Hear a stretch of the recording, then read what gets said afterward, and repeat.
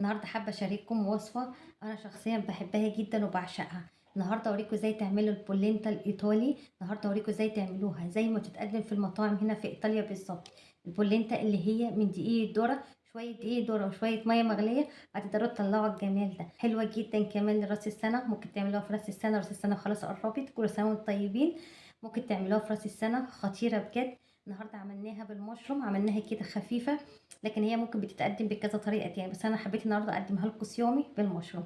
يلا بينا على طول نبدا في الطريقه ونشوف عملناها ازاي. يلا بينا، يلا نبدا على طول. اول حاجه هنحضرها الفونج او المشروم. هنا في طاسه هنزل بشويه زيت، واول ما الزيت يسخن هنزل بثلاث فصوص من الثوم متقطعين حتت بالشكل ده كده. هنزل بالثوم في 4 قرون من الشطه.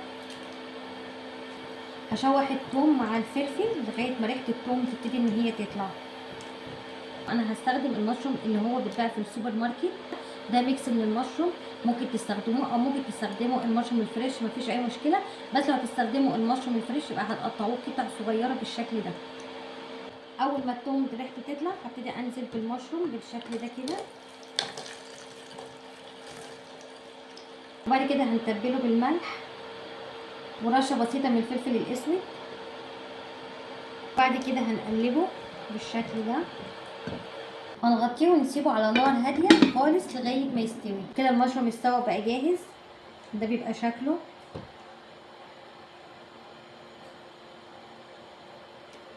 دلوقتي بقى هنحضر البولنتا. البولنتا هنحتاج لها 500 جرام من دقيق الذره. دقيق الذره اللي هو بيكون ده شكله الخشن مش الناعم، ما تستخدموش دقيق ذره ناعم عشان مش هيديكوا نتيجه كويسه. ده دقيق الذره العادي خالص اللي احنا بنشتريه من عند العطار او بنشتريه من اي سوبر ماركت. ده بيكون شكله. كل لتر من الميه عليه 250 جرام من دقيق الذره. اول حاجه هنجيب طاسه او ممكن تشتغلوا عادي في حله، مفيش اي مشكله. هنزل ب2 لتر من الميه، ده اول لتر وده تاني لتر. هنغطي الميه ونسيبها لغايه ما تغلي. اول ما الميه تبدا في الغليان هنزل بمعلقه صغيره من الملح.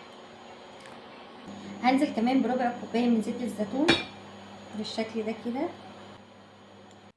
كده الميه غلت وبقت جاهزه. قبل ما انزل بدقيق الذره لازم اوطي النار، يعني لازم تخلوا النار معاكم شمعه خالص علشان دقيق الذره ما يكلكعش معاكم، ابص تلاقوه عمل معاكم زي الكتله.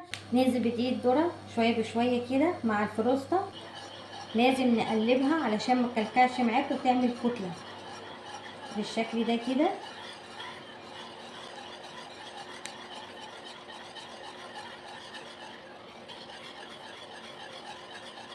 بالراحه خالص تبتدي تقلبوها بالفروسته بالشكل ده.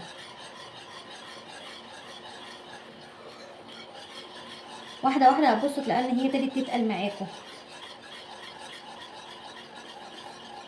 تفضلوا مستمرين في التقليب، اهم حاجه عشان ما تكلكعش معاكم وتبقى كتله واحده.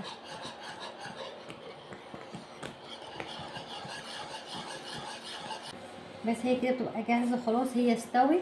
لازم تبقى طريه معاكم كده، ما تبقاش ناشفه. لو حسيتوا ان هي تقلت معاكم شويه ممكن ترجعوا تزودوا لها تاني شويه ميه مغليه، هتفكوا معاكم على طول. هي كده خلاص بقت جاهزه. بصوا شايفين شكلها، لازم تبقى معاكم ناعمه بالشكل دوت. كده خلاص هي بقت جاهزه، هناخدها بقى ونغرفها. ممكن تغرفوها في سيرفيس زي دوت او ممكن تغرفوها في اطباق، يعني براحتكم خالص.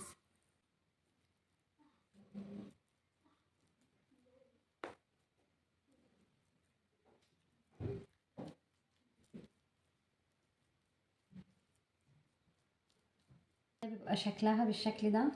هنحط بقى على الوش المشروم اللي احنا عملناه في الاول بالشكل ده كده.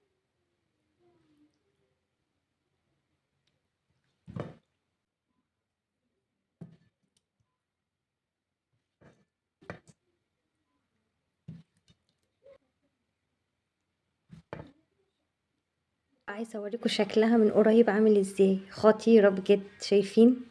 بصوا، من احلى واجمل الاكلات بجد ان انتوا تعملوها وجربوها. شايفين جمالها؟ خطيره. بصوا،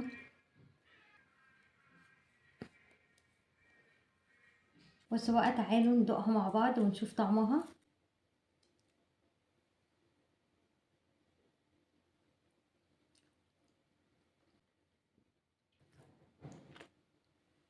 بصوا، خطيرة بجد، جميلة جدا. عاوزة اقول لكم ان هي حلوة جدا، طعمها في منتهى الجمال، حاجة كده سوفت خالص وناعمة وانتوا بتاكلوها، تحسوا ان هي بتدوب كده في بقكم. جربوها وانا متأكدة بجد ان هي هتعجبكم. جربوها كمان في راس السنة، حلوة جدا في راس السنة، خفيفة كده وسهلة وسريعة ومش مكلفة، شوية دقيق ولا شوية مية مغلية هتقدروا تطلعوا الجمال ده. جربوها وسنة تقولوا رأيكم فيها ايه. وبس كده كده وصلنا لنهاية فيديو النهاردة. اتمنى يكون الفيديو عجبكم، ولو عجبكم الفيديو واستفدتوا منه متنسوش بقى بلايك وكومنت حلو منكم، وتقولي كمان بتتابعوني من اي بلد. وبالف انا على كل هيجربوا وصفة النهاردة، واشوفكم تاني على خير في فيديو جديد، وباي باي.